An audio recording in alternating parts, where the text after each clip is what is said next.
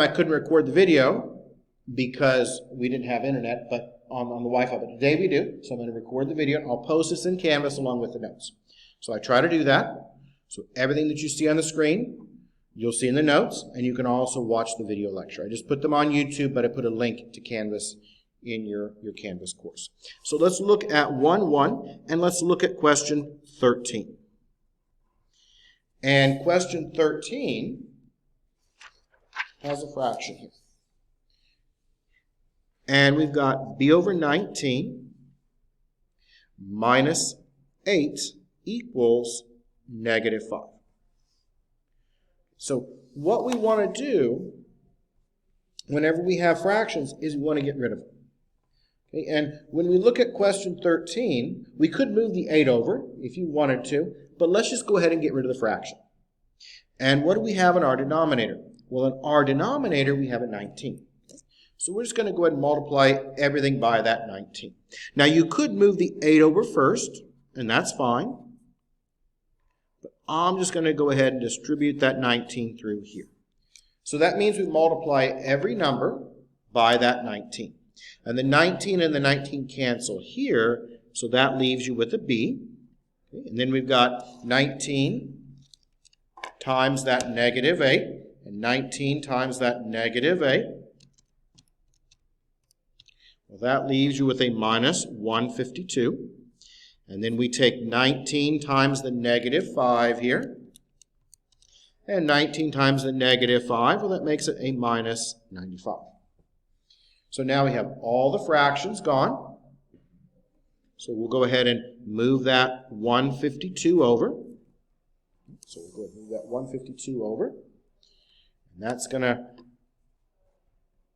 add to that 95. And that gives us then b equals, and we've got 152 minus 95. 152 is positive, so my answer is going to be a positive. And in this case, it's a positive 57. Okay, does that help with that? Yeah, I was thinking that one. What about 14? 14 might be the one that you were looking at. Because you said 13, but I think 14 might be the one. We can look at 14. How about that? Yeah. Yep, hey, no problem. Not a problem at all. Question 14. Now on question 14, we've got two different denominators.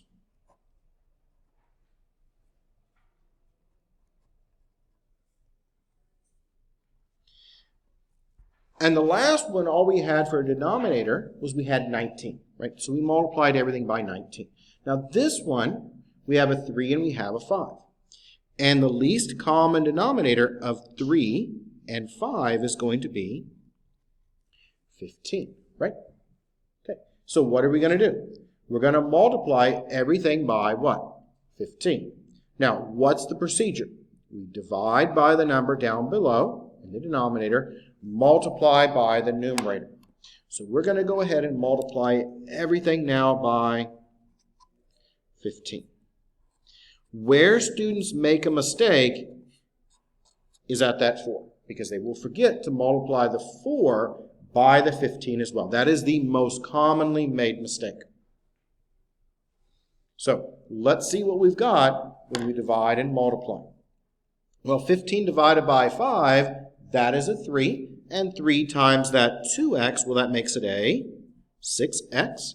And then we've got 15 divided by 3, that makes it a 5. Times that negative x, that makes it a minus 5x. And do not forget the other side. So we've got 15 times 4, and that should be a 60, I believe. Yep, that's going to be a 60.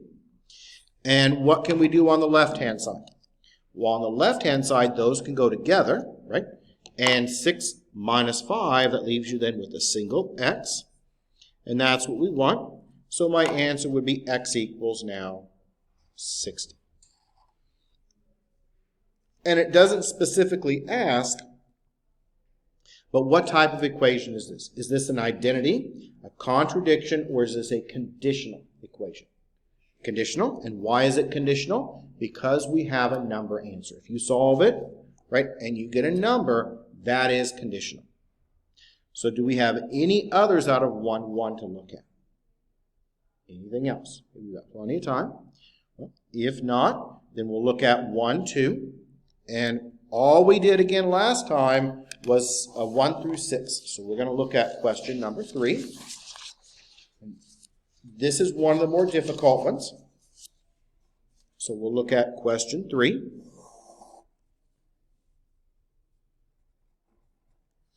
And what we've got for question 3 is we've got 8s plus 8p equals t times p, right, minus 8. And we want to solve for p.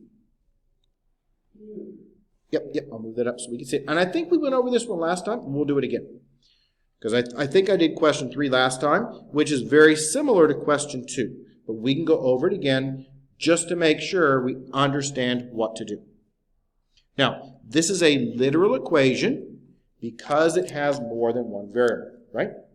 Now, what I like to do is find the variable we're solving for. So what variable are we looking for?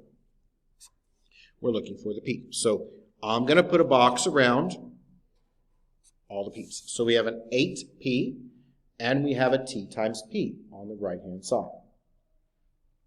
Now, when we solve, what do we want to do? We want to get that variable p all by itself on the left-hand side. Okay? So everything that has a p goes to the left, everything else goes to the right. So how are we going to do that? Well, the t times p, well, that's going to go over, and right now it's a positive tp, t times p, so we're going to go ahead and subtract it off. And what about the 8s?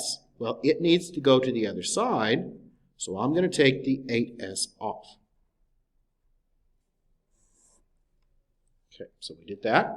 And again, you can break it up into 2 separate steps, or you can do it at once like I did here. Now, let's see what we have. The 8s is gone. So what do we have left? We have 8p minus tp equals, okay, a minus 8s and a minus 8. Is everyone okay with that so far? Now, are we on the right track? Yes, we are. How do we know we're on the right track? We are solving for the variable p. Are all the p's on the left-hand side of the equal bar? Yes, we have to make sure all the p's are on the left, everything else is to the right. So what do they have in common? On the underlined part there. Well, the part that's underlined, what is in common? They have a p in common, the variable p, and that is what we're solving for. So these have a p in common, so I'm going to factor it out. You probably saw that in the last part of your elementary algebra course or in one of your high school courses. This is called factoring. So we're going to factor out that p, and that's going to leave you then with an 8 minus t equals a minus 8s minus 8. And how do we finish it? So we need to get the p by itself. So what do we need to do with this grouping here? It's p is multiplied by this grouping. And what's the opposite of multiplication? Division, right? So how do we get rid of the 8 minus t? We divide by 8 minus t. That way they cancel. And now we write out what we've got left over. So on the left-hand side, those go away, and they're gone. And what do we have on the right-hand side? Well, on the right-hand side, we have a minus 8s minus 8 over 8 minus t. And that is your final answer. And leave it like this. Do not try to break it up any. Just leave it as a fraction like that. And you're going to do almost the exact same procedure for question number 2. I think I did 3 last time, but you got 2 left for you to do. And those are, I think, 2 and 3 are the hardest questions in this section. The rest are quite a bit easier. Any others to look at? So I can take care of those. Okay, well, we'll move on now. And we're going to begin applications. Now, we're going to be looking today at linear applications. And this spans several sections. We'll start it in 1, 2. We'll do more applications in 1, 3, and 4. What we're going to look at in 1, 2 is we're going to be using formulas. In many cases, we're going to need a formula. Now, most of the formulas that you need are going to be back in your textbook, in the back cover. So you might need, for example, the perimeter, okay, the area, the circle, trapezoid, any of those you'll have for volumes of three-dimensional things. So anytime you need a formula, go to the back cover of your textbook. Also, down at the bottom, you have some other formulas for temperature, for interest, for percent, and distance. So those are the ones we're going to be using today. Now, when we work out these questions, what we're going to do is we're going to read the question, we'll find the appropriate formula, we'll work it out, and then we'll label our answers at the end. So it might be in inches, kilometers, hours, whatever it might be. We're not going to label those until the very end. So you don't have to worry about units of measure until the very, very end. So let's go ahead now and look at a few of these from our textbook. I think you'll find these to be pretty easy to work through. There's not much to these. So I'm going to pick some from our textbook. And we're on page 74. And we're going to begin with question 40. And I'll put it up on the screen so we can see it here. Now, I know a lot of us struggle with these applications, and what we're going to do is we're going to read it through once. So this is how I like to approach them. We will read it through once. Don't write anything down. Just read it once. Then we'll start reading it again, and we'll look at individual pieces then. So we'll read it through, just kind of give us an idea of what we're dealing with. We'll think about it, and then we'll read it again, piece for piece. And find our formula and fill it out. So question 40. The distance from Melbourne to London is 10,500 miles. If a jet averages 50 miles per hour between the two cities, what is the travel time in hours? Right, so what are we dealing with here? It says the distance. So we know then we need the distance formula. So we can go to the back cover of our textbook. And the distance formula is at the very bottom, okay, under other formulas, and distance equals RT. So distance equals the rate times the time. Okay, so that's going to be our formula. So I'd like to write it down.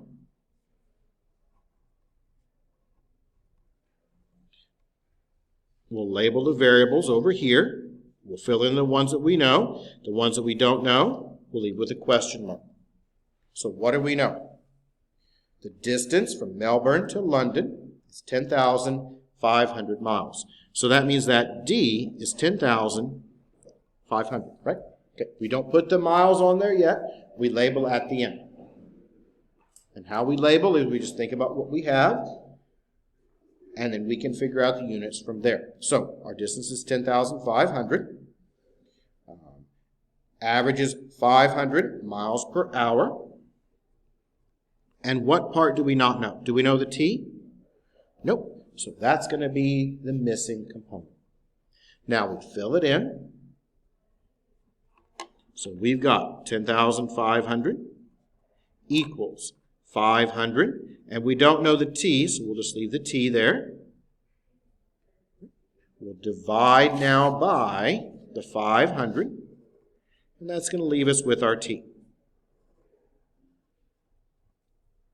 So that divides out, and 10,500 divided by 500 should come out to then be 21. Right? Now, we need to label it. Whenever we work these out, we have to make sure we label it. Now, what is time? Time in this case is going to be measured in what? Hours. What do we have for T? T is a time. Right? So this 21 is going to be 21 hours, right? It tells you exactly what they want. They want it in terms of hours. So this would end up being now 21 hours. And that's what I want. I think you'll find these questions to be in this section pretty straightforward. It's the later sections. When we get into the mixture and the investment questions, that's where students sometimes struggle. Let's look now at question, we'll do a temperature one. How about question 42?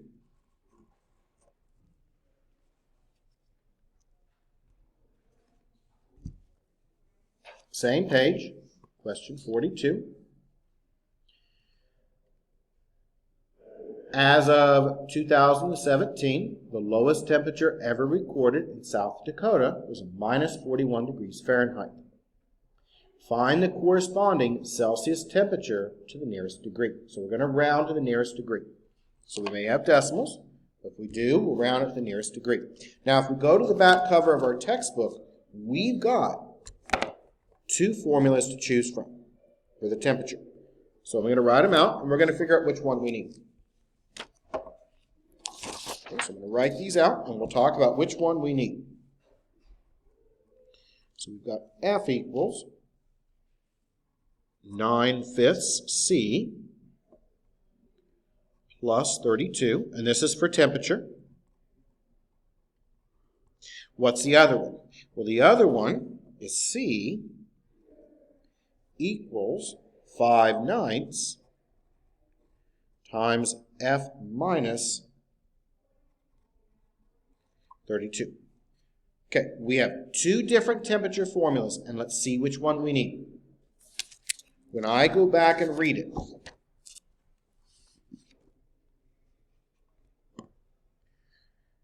it says, find the corresponding what? Celsius temperature, right? So we want to find the Celsius temperature. So we want to find C. So which one of these would we use? Well, we wouldn't use this one. Why not? This first one, this one is for finding what? The Fahrenheit. We need the Celsius, so we're going to use this one. So that's the one we're going to use.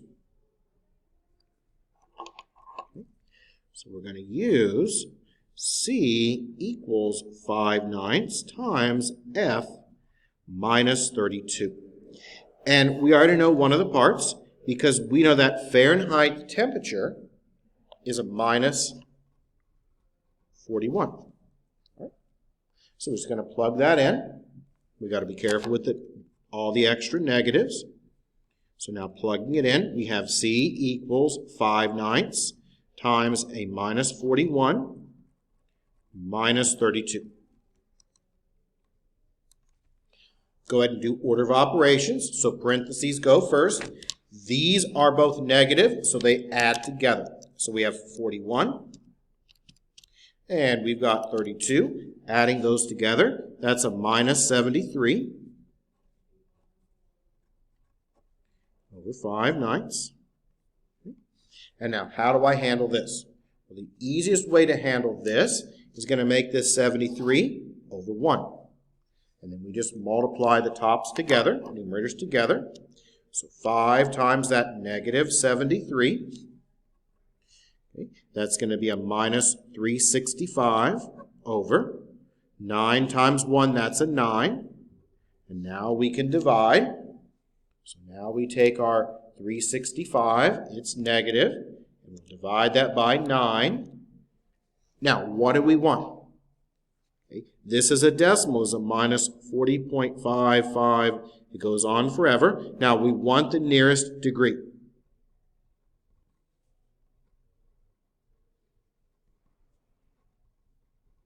So to the nearest degree, this would round out to be what now? This would round out to be the same, negative 41 degrees what? Celsius. And that's what we want. Normally they'll be different. In this case, they happen to be the same. But normally those temperatures will be way different. Is everyone okay with that? So do we see how we got the formula? We had a choice. Now, why did I use the circled formula and not the other one? We used this formula. Why? Because what do we want? We want to find C. So whatever variable you want, you need to make sure that is on the left. It's going to make it easy. You could have used this one, but it would be more work. It would still work, but you'd have to do a lot more algebra. So I'm going to use this one because it's already set up to give you the C. Let's do another one. How about we look at question 56. This is the beginning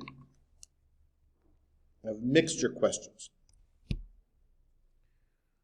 So we'll do a couple of each type, but let's talk about mixture questions.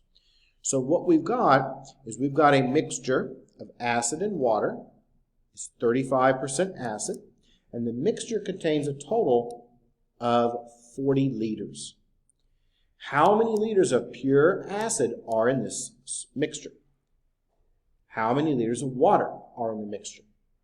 Now, we could use a formula, because there is a formula for this, but I'm going to do it with a diagram. So let's think about what we've got. I'm going to draw a picture so we can understand. So we have a container, and this container has an acid, and it has water.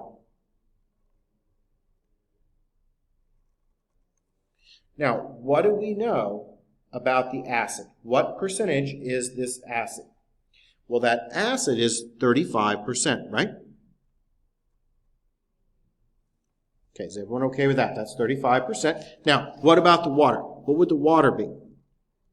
The water would be 100% minus that 35%, and that gives you how much water you have, which is then what? 65%. So this container is 65% water, 35% acid. Is everyone okay with how I did that? Now, how do I know it's correct? Use some common sense when you work these out. What does it have to add up to give you? 100%, right? 65% and 35%. Does that give you 100%? Yes, it makes sense. Right? When you work these out, make sure these make sense as you go along. So things like when you do a distance problem and you come up with the speed of a car. If the speed of the car is 600 miles an hour, you probably made a mistake, right? Somewhere.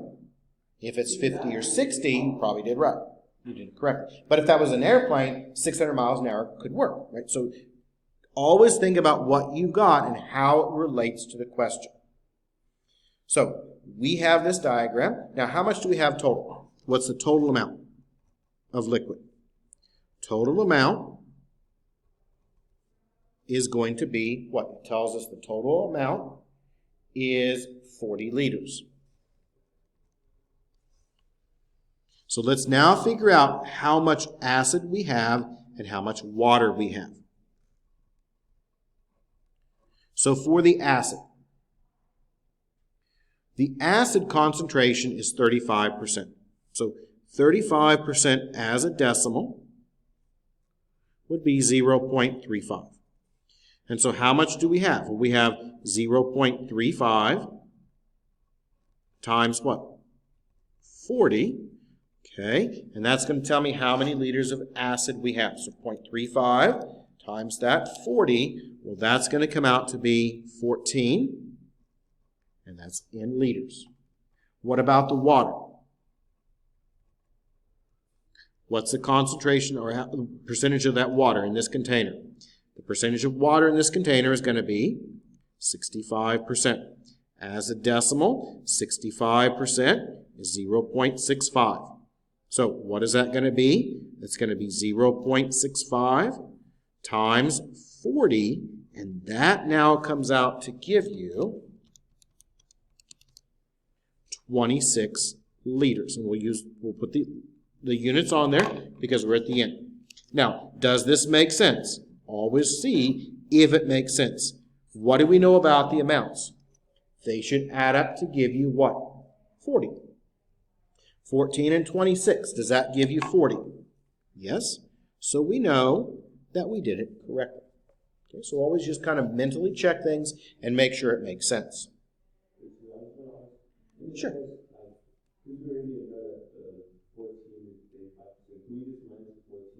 You could have also done it this way. Okay, this is another way of doing it. Let's say I didn't want to figure out the 65%. And so I just took the 35 times the 40. That gave me 14, right? That's 14 liters of acid.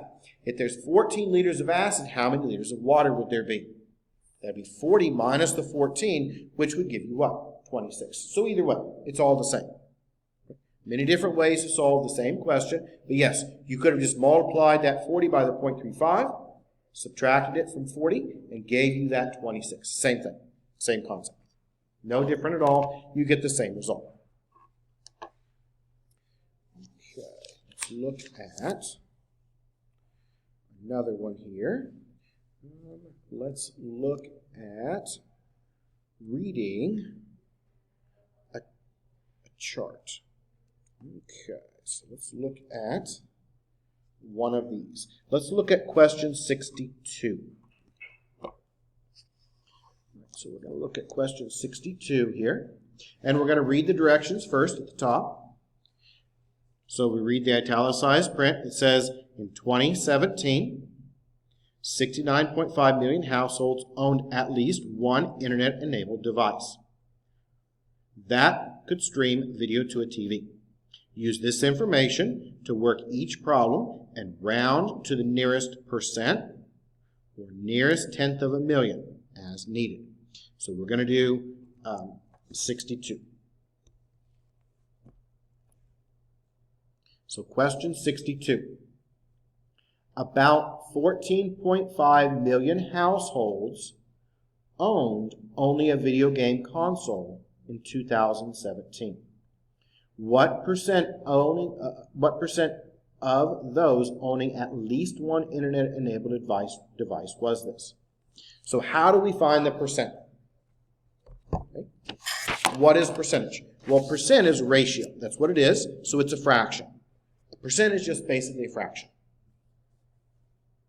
Right? When I say 20%, that's the same thing as 1/5. It's a fraction. Now, when we talk about percent, what do we have? Well, your percentage is going to be defined as how many you have, or whatever number you have, how many meet the criteria over the total. So we look at question 62.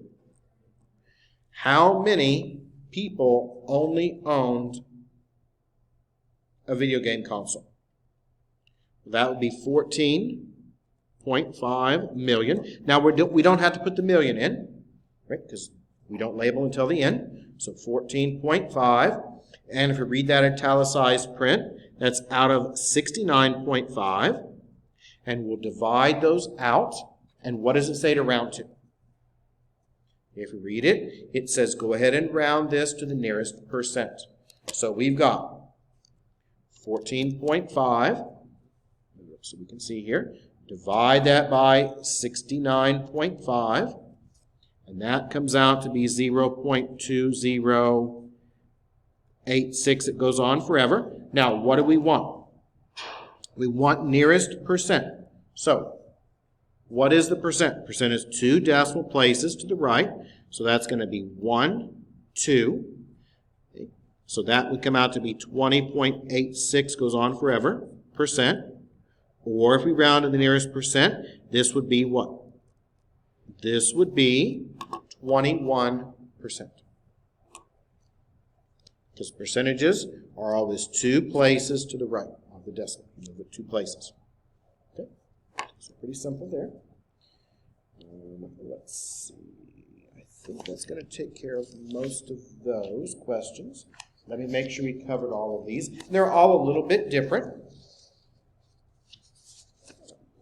They're all pretty much the same. Now, I am going to work out one question from your homework because there are 2 questions that are very similar to each other. 15 and 16. They're almost identical. I'm going to do 15. You're going to do 16. All the rest are pretty easy to understand, but 15 and 16 are different. I'm going to do 15. You can do 16. And a lot of times I do this. I give you two questions that are similar in your homework, and I do one of them, and I leave the other one for you to do.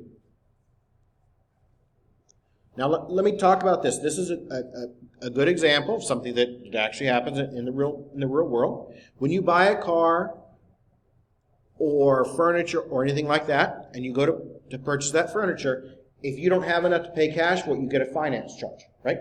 Now, what happens with that finance charge? Well, that's part of the payment.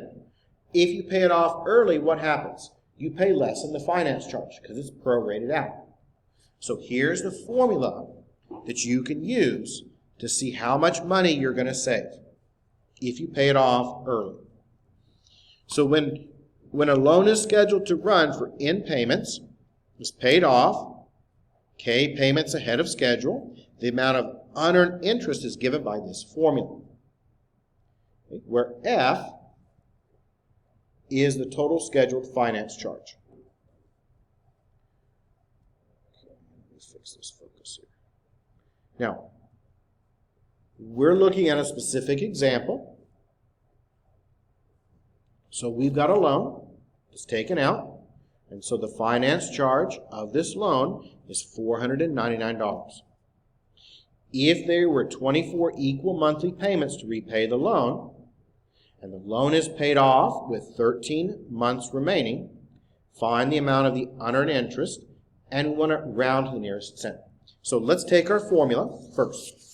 Write it out, label the pieces, because we need to make sure that we understand what goes where in our formula. So let's start with that. Here's our formula. And this is 1.2, homework number 14, or 15, sorry about that.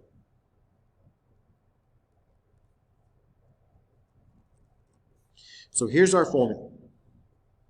U equals F times K plus 1 over N times N plus 1. Now, let's take each piece and write out what it is. U. What is U? U is the unearned interest.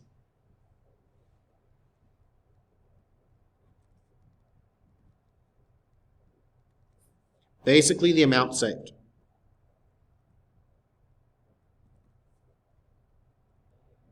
Okay, so that's how much money you're going to save if you pay this off early. Now, what is the F? Well, F is the finance charge.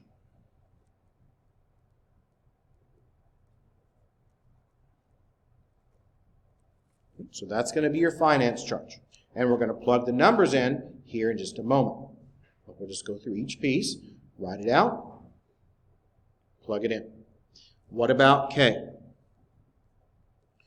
Well, K is when a loan is scheduled to run for N payments, is paid off with K payments ahead of schedule. So K is how many payments are left.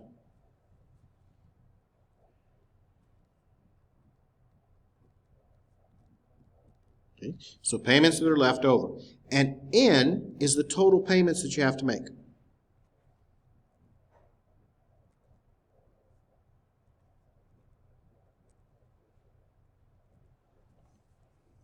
So K and N are different. Now let's read this again. And we're going to find the different pieces.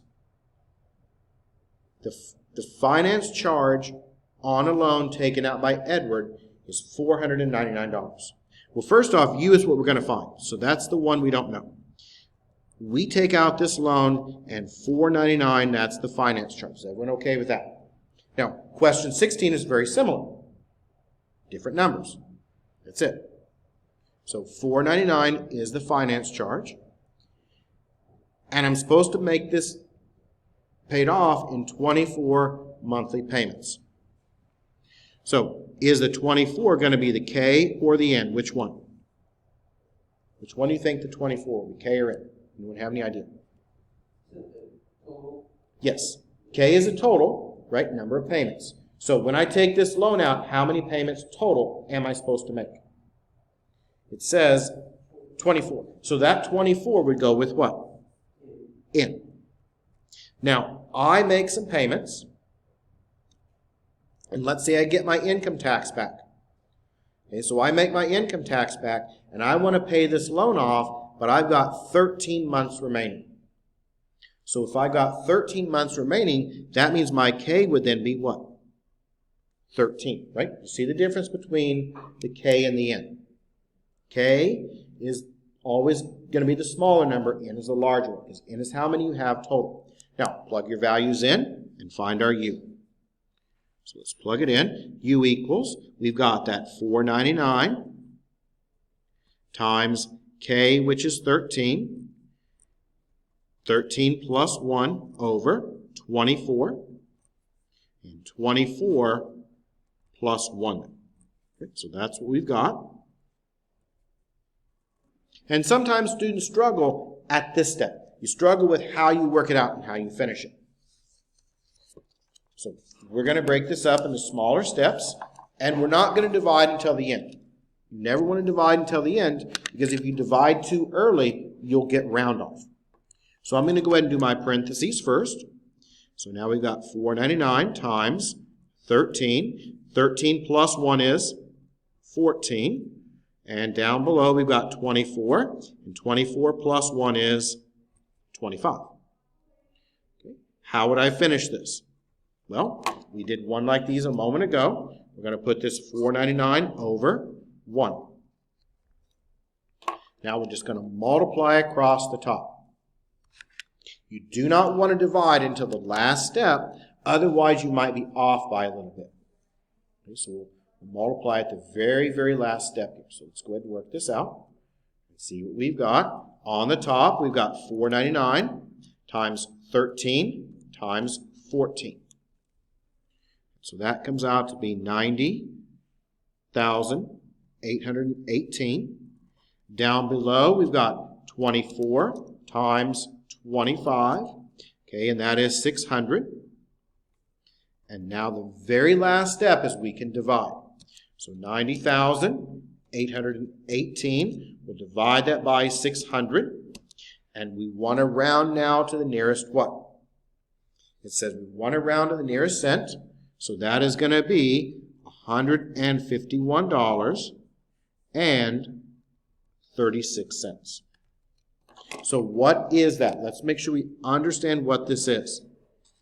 If I paid off my loan early with 13 months left on the note, I would save myself $151.36. Now, what's going to happen to you the longer you take the loan out for? It's going to get smaller. Okay, if I paid it off, but I only had, let's say, 3 months left, you might only save $25. Okay, but as you get closer to paying off the loan, the amount of unearned interest goes down. So you're better off paying the loan off early. That's going to save you on the unearned interest. Is everyone okay with the numbers and how I put the numbers in and where they went? Okay, so this is question number 15. 16 is almost identical. Same formula. It's a little bit different in the pieces. Instead of it being $499, it's $666. Instead of 24 payments, you did it for 48. Okay, instead of having 13 months left, you got 8 left. So do we see how that's done? Is everyone okay with that? Okay, so I think that should now finish up 1.2. If you have questions about these, be sure to ask them next class break. 1-2, I think you'll find it to be pretty easy. The harder questions are those actually the 1 through 6. In 1-2, what we were doing was we were using formulas. In 1-3, we're going to have to build our own equations and formulas. So that's the difference. So 1-3, we're going to have to start working with our variables and come up with our equations, build the equations, and solve it. And there's many different types. We're going to go through a couple of each type.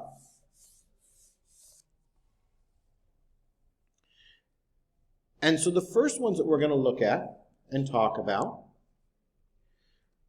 are going to involve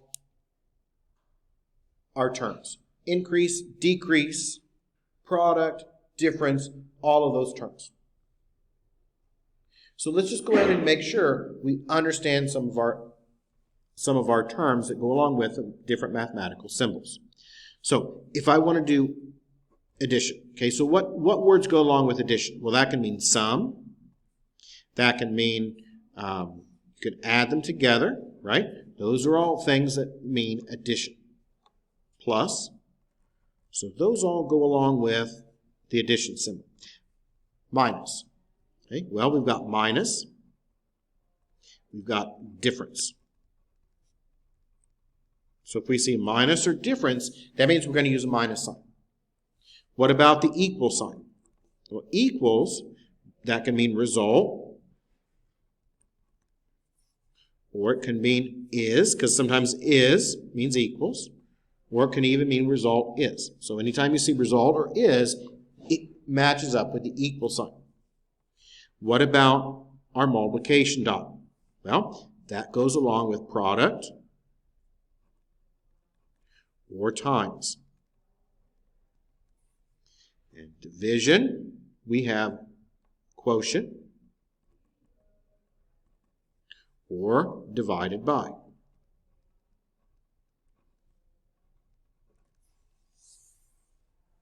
And whenever we talk about a variable, we use that variable x. That's what we usually use. You can use any variable you want, but we normally stay consistent and use the variable x.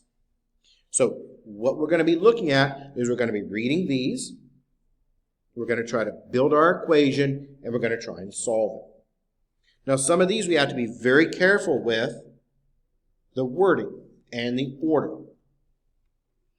Because remember, addition and multiplication, order doesn't matter, but subtraction it does. So when you subtract, you have to make sure that you watch the order. So we'll do two of these. We will start with question 17, and this is on page 86. Sorry, 87. So page 87, we're going to look at question 17. Always read the directions first. And it says, translate each verbal sentence into an equation using x as the variable, and then solve it. Now, we know this is going to have an equal sign. Why? Because we talked about this last time. Remember, we talked about our terms. Equation means it has an equals. So since it says equation, I know I've got an equal sign and I can solve it. If it said expression, you would have no equal sign. You wouldn't have any. But equations have an equal sign, expressions do not. So remember those terms we covered last time. So question 17. If the product of a number and -4 is subtracted from the number, the result is 9 more than the number. Find the number. So we're going to have to think about what we've got. We're going to read it again, making sure we know what we have. Okay, product of a number and -4. Let's do that first. Product of a number and -4. What does product mean?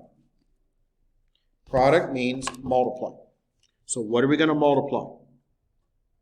-4 times a number. And what do we use for that number? We use x, right? Whenever we have a number, we use x to represent that. That's our unknown. Is everyone okay with that piece? Break it up in small pieces. Now, I picked this one on purpose because here is where students make a mistake. Find the product of a number and -4. Is subtracted from. Okay, and is doesn't mean an equal in this case. It means they're pieces put together. So is subtracted from a number. Now, what does it mean if I subtract it from? Okay, we have to watch the order. If I say, let's say, 7 is subtracted from 9. What does that mean? 7 is subtracted from 9. That's the same thing as saying 9 minus 7, right? When you subtract it, it goes on the end. So I've got a minus 4x here. And I'm going to subtract that from the number. So I'm going to write it like this, as x is our number, and I'm going to take it away because we're subtracting it. And what are we subtracting from our number x? We're subtracting from our number x a minus 4x.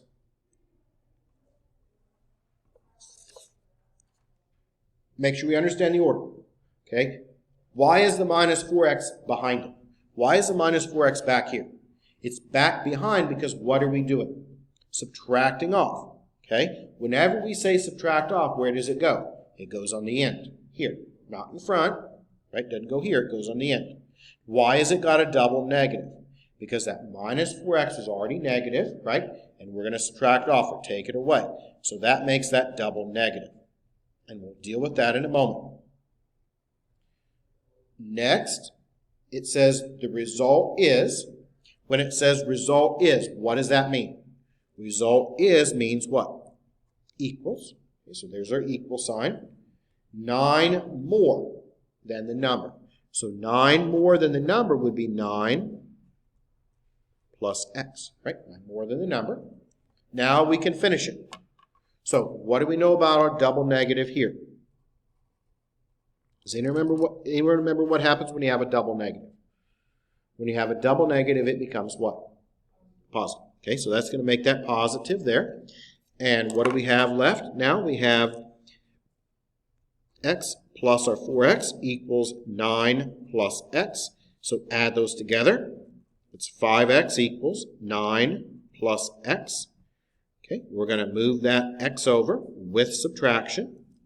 We've got to make sure we subtract that off. So we're going to move that x over. Okay, and that makes it a 4x equals 9. Now, it doesn't tell us that it can't be a fraction. So our answer can be a fraction. And this one is a fraction. Just because it says a number, remember a number can be a fraction as well. So we need to get the x by itself. So we'll divide by our 4. And now we've got our number to be x equaling 9/4.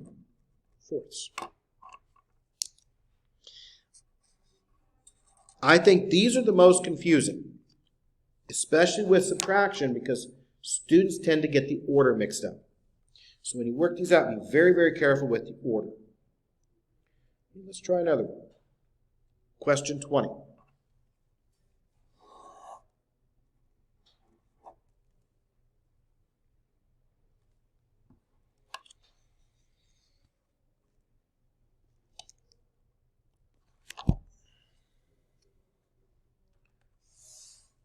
When 75% of a number is added to 6, the result is 9 more than the number.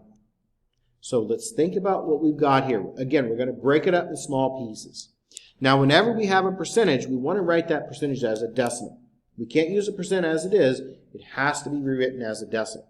So let's read the first part here. When 75% of a number. So what does that mean? Well, the number is x, right? And I want 75% of it. So what's 75% as a decimal? 75% as a decimal would be 0.75. So we need 75% of a number. So that's going to be 0.75 times x. Because that's 75% as a decimal, and that's got to be multiplied by the number. Is added to 6. So what are we going to do with this? We're going to add that to 6. Result is. Result is means what? Equals. Okay, so there's our equal sign. 3 more than the number. So 3 more than the number would be 3 plus x. And you could write that as x plus 3. It's the same. The only time we have to be careful with the order is with subtraction and division. Multiplication, addition, order doesn't matter. It's commutative. But with subtraction or division, order is very important. We can finish it. And I like this one because it makes us, again, think about decimals. When we work with these decimals, you could clear them out. I don't though. I just use our calculator. I think that's the easiest way to work with these. We need to remember that this x, well, this is a 1x. And so I'm going to move it over. So we're going to take off that 1x there. Students sometimes make mistakes with decimals. And it's the small mistakes that lead to a lot of frustration. So when I subtract it off over here, I'm going to write that as a minus 1.00x. I'm doing that because we've got the decimal, and it's going to make sure we don't make a mistake on accident. If I write 1, you might make a mistake with it. So that's why I'm going to write it as a minus 1.00. This is a decimal. This is a decimal here. That way you're less likely to make a mistake. So working that out, that gives you a minus 0.25x plus 6 equals 3. Okay, we're going to move that 6 over with subtraction. Now we've got a minus 0.25x equals a minus 3. And how do we finish it? Well, we need to divide. And while I'm writing this down, is my final answer going to be a positive number or a negative number? Which one? Positive or negative? Positive. Why is it going to be positive? Because a negative divided by a negative makes it now what? Positive. So watch your signs and be careful. Again, where students struggle at and get frustrated the most is small, simple mistakes. Most of you know how to work these questions out. It's just that you might add numbers wrong, or subtract them, or divide wrong, or lose a sign. And that's really frustrating. So always, always take your time. And it should come out to be a whole number here. So we've got 3, divide that by 0.25. I'm just going to keep it as positive because I know my answer is positive. And that comes out to now be 12. So my answer for this one would be x equals 12. And I picked that one because of the decimals.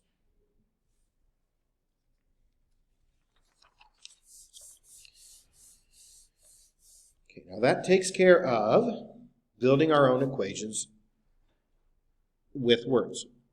Now we're going to look at questions that might involve formulas and labeling of things. These might be geometric figures. They might be percentage problems. They might be a total problem. We're going to look at a couple of each type. And so the first ones we're going to look at are going to be problems that involve a geometric figure. And if you ever need a formula for a geometric figure, back cover of your textbook. Okay, so you have that. You can look it up. Let's look at question 32. So page 88, question 32. Now, what I like to do on these is read it, think about what we've got, read it through little bits at a time, write up the formula, fill in the pieces, solve it, and label. So question 32.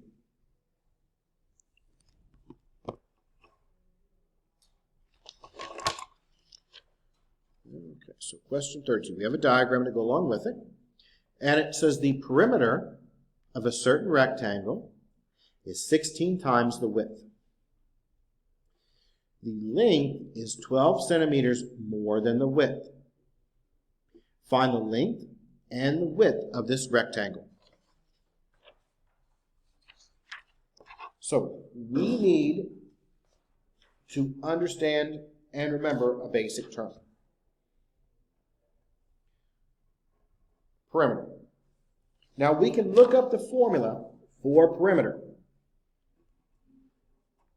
Or we can just think about what it is. What is perimeter? It doesn't matter what the figure is. Perimeter is always the sum of the sides. So perimeter for all figures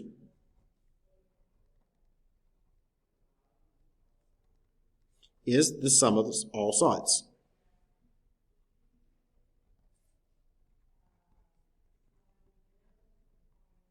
And you can look that up for whatever figure that you have, but I like to just remember, perimeter is the most common one that we use, and the perimeter for all figures is simply adding up all the sides. That's it. I mean, why look up a formula when you remember perimeter? You just add everything up. Area is a little bit different, but perimeter, add them all up. Now, they give you this for the picture. So here's our picture. And we've got a W. And we've got a W plus 12. And that means this is going to be W. And this down below is also going to be W plus 12. Now, we're going to first take our figure and we're going to find the perimeter of this figure.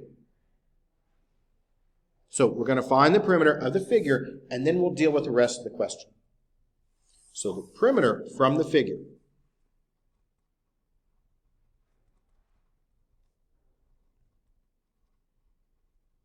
So we'll do that first. So perimeter from the figure.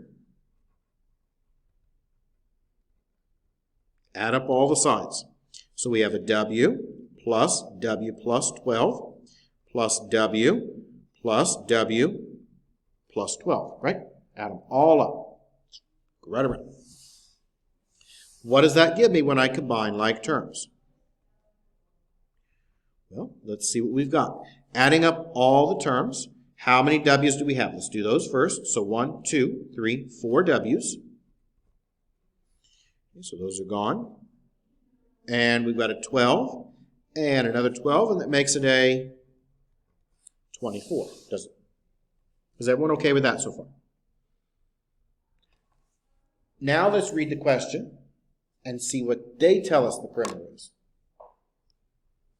So we have the perimeter that we found from this figure.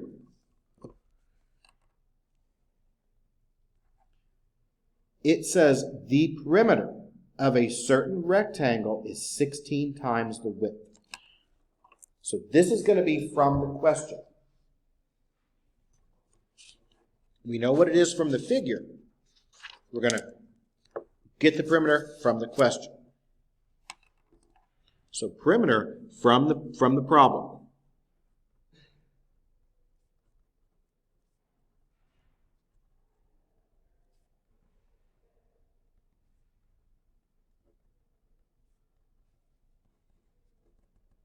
So perimeter is 16 times the width. What would that be? With the width, we call that W. So from the problem, the perimeter is equal to what? 16 times W. Or X. You can use X's or W's. It doesn't matter. They chose to use W's. What am I now going to do? So I have two perimeters, right? And what do we know? These should be the same, shouldn't they? Because that's what we've got. We've got perimeters, and it doesn't matter whether it came from the question itself, from the problem, or from the figure. These should be the same. So we can set them equal, and we can find our W. So we can set them equal. So now these should be the same. So from the figure,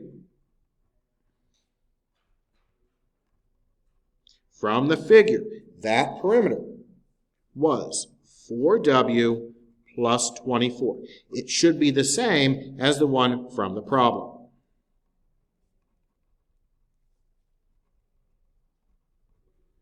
And what did we find the one from the problem to be? 16W. Is everyone okay with how I got that? So think about what we did. We knew it was a perimeter. That means adding up all the sides. So I took the picture they gave me and I added them up. That gave me one perimeter. Now it told me that the perimeter is going to be 16 times the width. So that's where the 16W came from. Now, what do we know about these perimeters? They're both perimeters, right? Of the same object, the same rectangle. So they should be the what? Same. That's how we came up with our equation. Now we can solve it. So let's quickly solve it. I'm going to move that 4W over. And I'm going to rewrite it on the left. So rewriting it on the left, 16 minus 4, well, that's a 12W. And that gives you a 24. as I'm just moving things around. Okay, just move it over. I like to keep my variable on the left. We're going to divide by our 12. And now we've got our W. W equals now 2.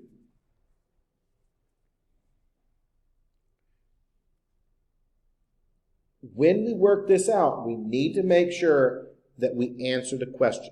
And what does the question specifically want?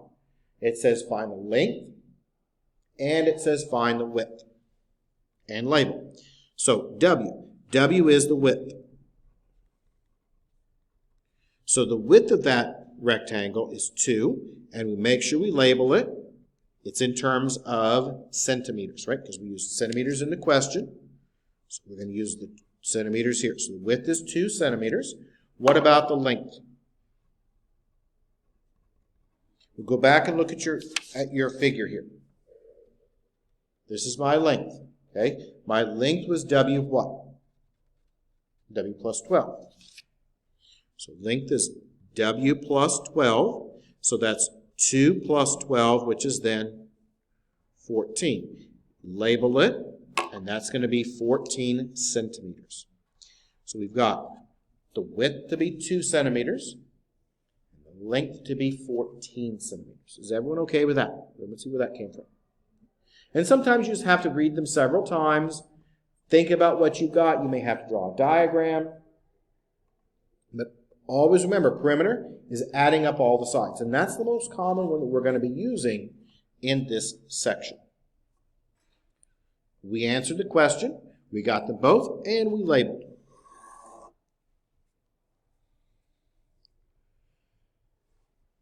Next, we're going to look at total questions.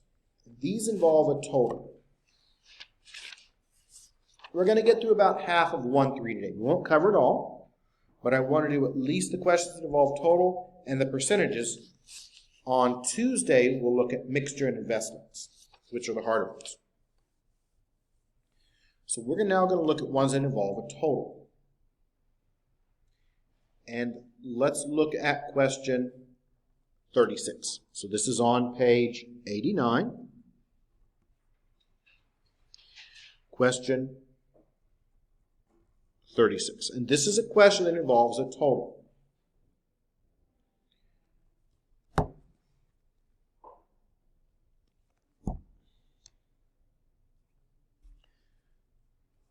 On a particular day in 2017, 2 of the longest running Broadway shows were The Phantom of the Opera, Chicago. Together, that's our total right there. Together, there were 3,675 fewer performances of Chicago than The Phantom of the Opera. How many performances were there of each show? So, first thing we need to look at and identify is this is going to be a total problem. We have 2 different things, right? We've got Phantom of the Opera and we've got what? Chicago. So 2 different ones. So let's talk about that first. This is a total question. Could be 2 baseball players with their scores. It could be 2 companies and their profits, but they add up. So what do we have? We have 2 different shows, and they give you a total. So we're going to be looking at a total, and that total is 20,721.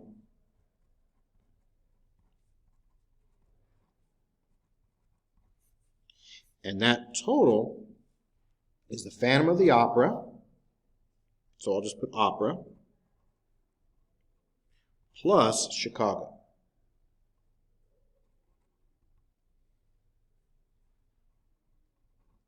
And that's going to give you the total, which is 20,721. Is everyone okay with that? So that's the first thing we did. Whenever you come up to one of these, is identify what you're adding together. Phantom of the Opera sales or tickets and Chicago tickets. They give you a total of 20,721. Now, we need to see how they go together. So it says there were 3,675 fewer performances of Chicago. So we've got our 2 parts here. We've got the Opera, and we've got Chicago. Now, I like to write these out in words. So what does it say here? Let's read it and see. There were 3,675 fewer performances of Chicago than there were Phantom of the Opera. So when I look at Chicago, what is Chicago going to be? Chicago is going to be Phantom of the Opera minus 3,675. Because that's what we've got. Now, one of these is going to be the variable x. Do we know anything at all about the Phantom of the Opera? No. That's the unknown, so that's where the variable x goes. Now we can rewrite this with only the variable x. So we've got Phantom of the Opera. That's unknown. That's our x. We've got Chicago.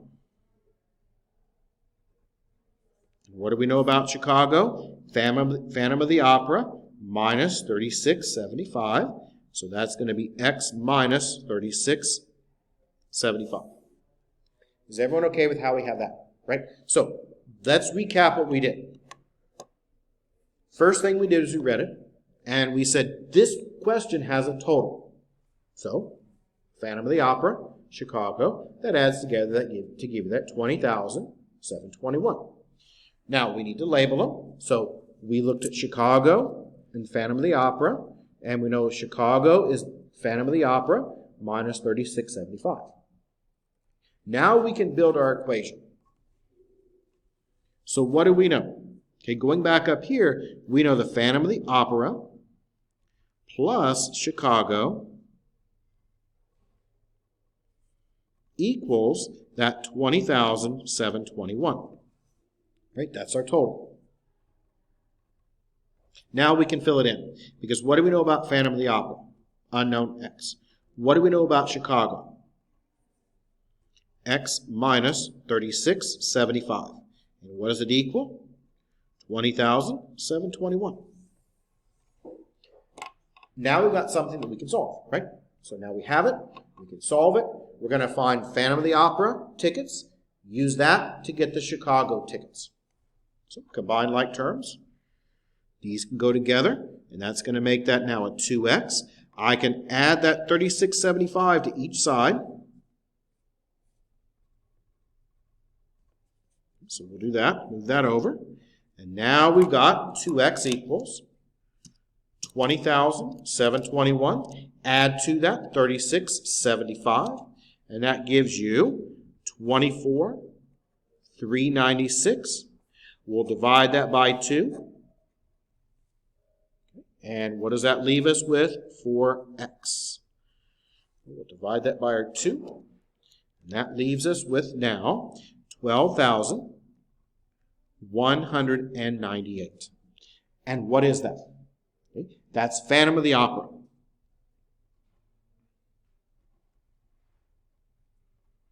And that's 12,198, and that's tickets.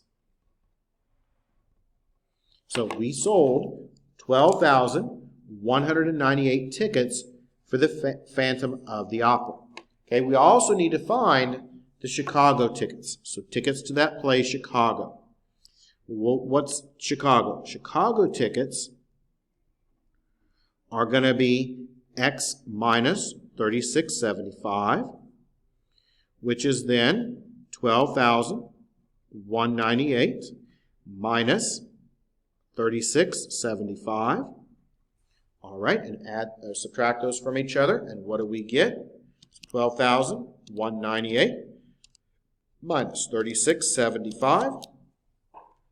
We get 8,523 tickets.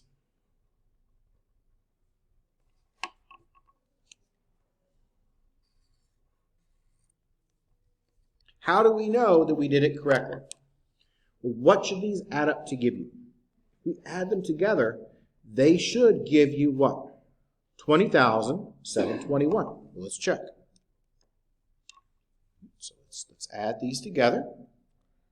We've got 12,198 plus 8,523. What does that give you? 20,721. And is that what they should be? Yes. So do you see how I use the total there? Right? I walk through the total. I like to use words to represent things. So I always write it up in words first. Opera, Phantom of the Opera tickets, Chicago tickets. One of them is unknown.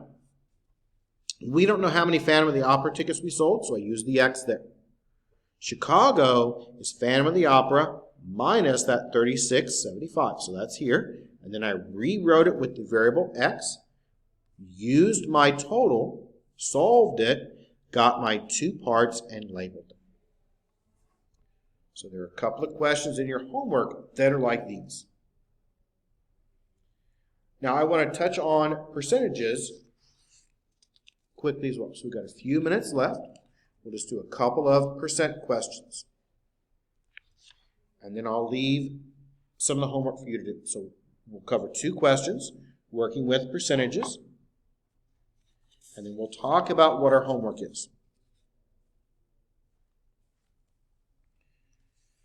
Okay, so let's do one of these. Let's look at question 42.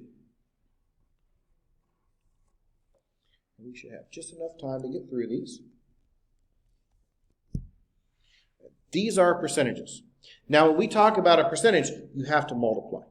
Percentages of decimals, it's multiplied by something. Or if you find it, it's divided. So, the U.S. population reached 321 million in 2015. And it is expected to reach 347 million by 2025. What percent, key word here, is increase is expected over this period? What percent increase?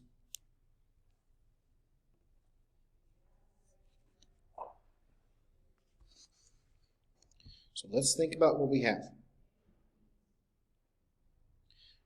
We want to end up with a population in 2025.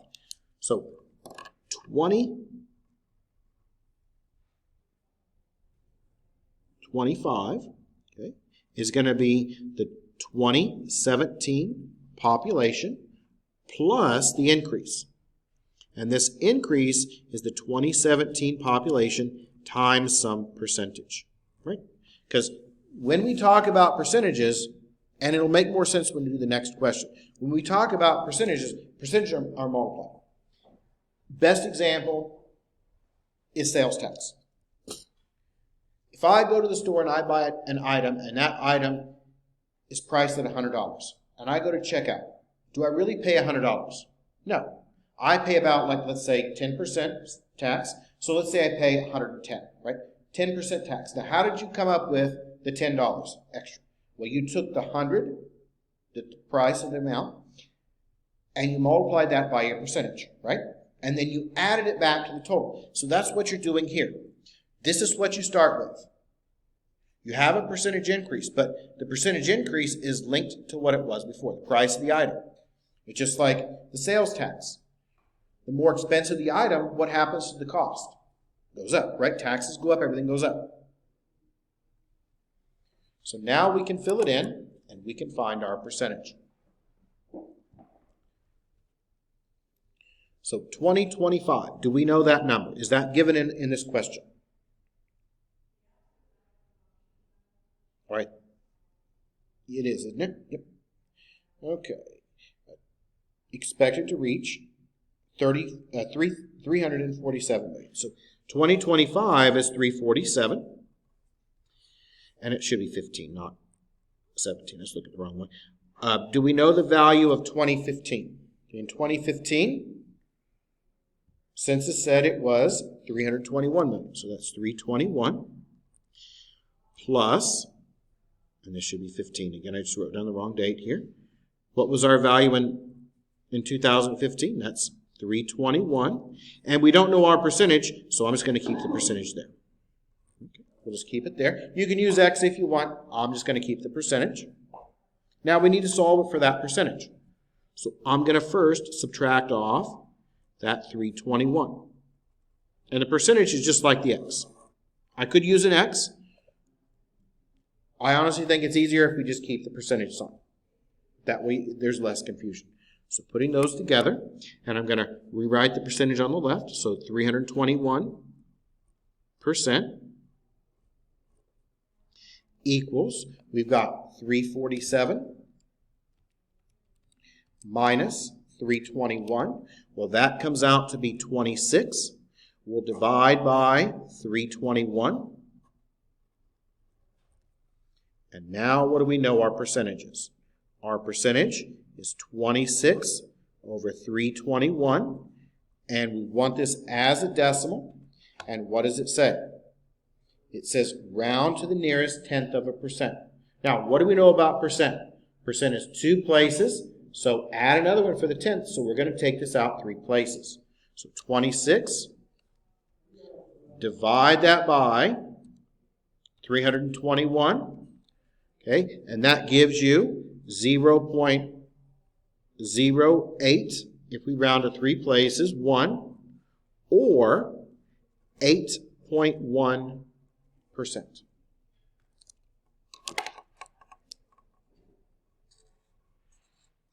We'll do one more, and that will be it for today. And then we'll talk about our homework. I'm going to go ahead and pass out the sign-in sheet. So please make sure you sign the sign-in sheet. Everyone's name should be on here. If your name is not, add it to the bottom. You might want to stop by the business office and see why. So I printed this up yesterday afternoon, so I think everybody's name should be on there. It should be on that first page. So let's do one more of these, and then we'll talk about our homework. So let's look at a sales tax problem. 47. This will be the last one that we look at. And I think this one kind of ties everything together.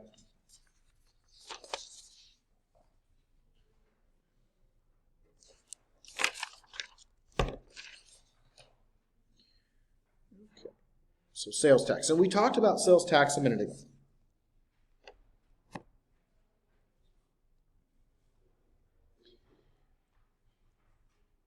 At the end of the day, Lawrence found that the total cash register receipts at the motel where he works were $2,725.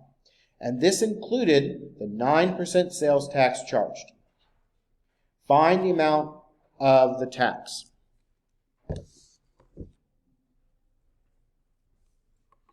So what we've got is we've got the total. And that total is going to be the amount plus the tax. Okay, right? Amount of the items, cost of the items. So if I go to the store and I buy a TV, that's the price, right? Add the tax to it, you get your total. I'm going to call the amount X. And how do we do the taxes? The taxes is the amount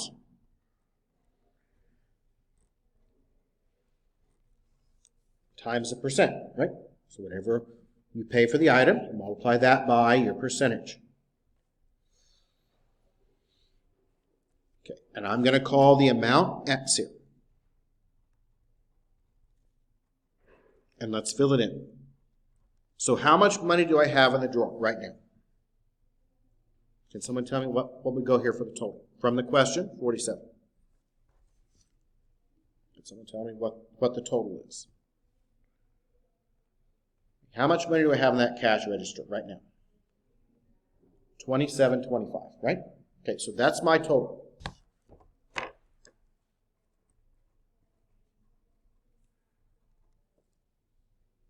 Do I know how much I charged for the rooms? No, that's unknown because I don't know what that amount was. But what about the tax? How do we calculate the tax?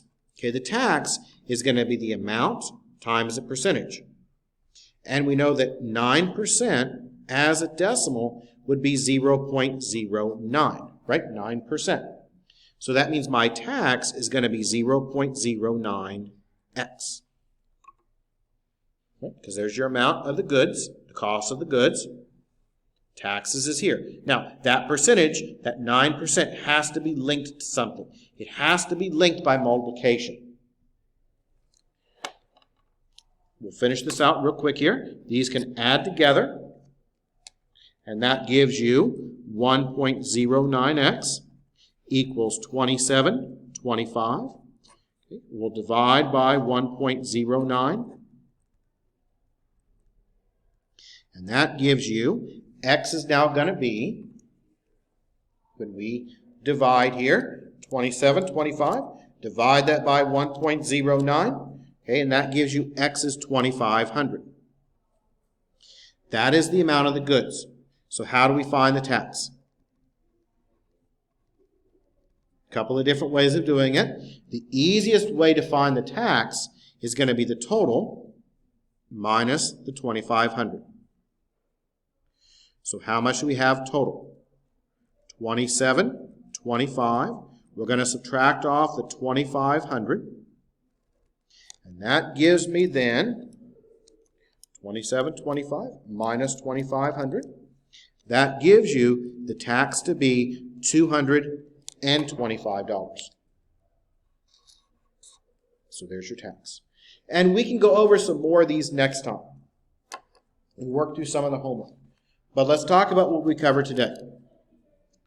So, what's your homework going to be? Well, your homework is this. Homework is 1.1. You're going to turn this in on Tuesday.